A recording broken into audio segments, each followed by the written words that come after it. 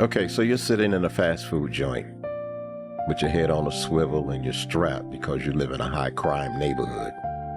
You're sitting there eating your burger and fries, minding your business, when someone walks up to you with a flyer that says, get $5,000 free tonight at 7 p.m.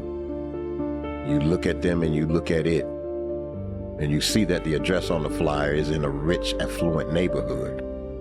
So you decide to go.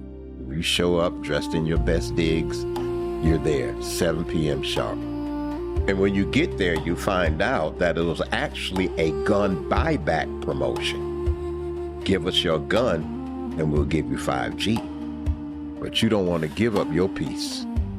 But no matter how much you try to get in without giving it up, they don't budge. If you want to have access to the 5G, you have to give up your gun. You have to make an exchange. I'm afraid that that's a lot of what's happening in our westernized churches today. We've been passing out prosperity gospel flyers without instructions. Salvation today has been packaged as a fast food happy meal. Just get your salvation here. Get your soul salvation with a wing and a prayer. It's quick and easy, no commitment required. No need for an exchange. You just confess with your mouth, believe in your heart, and boom, you're saved. You can get it between games. You can do it between commercials. You can do it on your phone. Do it between tokes and jokes. You can do it here or there. You can do it anywhere. And while it is true that we can receive salvation anytime and anywhere, the seriousness of the moment has been minimalized greatly. You see, salvation is a 3-step process. It ain't whoop, there it is, a wham, bam, thank you, ma'am.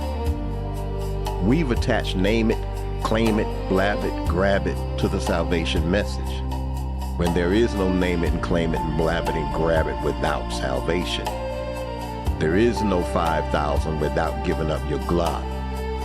It's kind of like Gronk in the USAA commercials.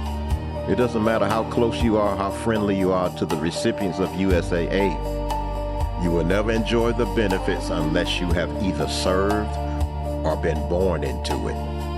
You have to go through the process. We too have to go through the C.P.R. process to receive true salvation. C.P.R. you say? Yeah, C.P.R. What is it? I'm glad you asked. C.P.R. is conviction, penitence, and repentance. There first has to be conviction in my heart that formally declares that I am a sinner that deserves to die. Then there has to be penitence or remorse for the sin that caused my conviction in the first place. Then lastly, but by no means least, there has to be repentance. Without this 3-step process, there is no salvation.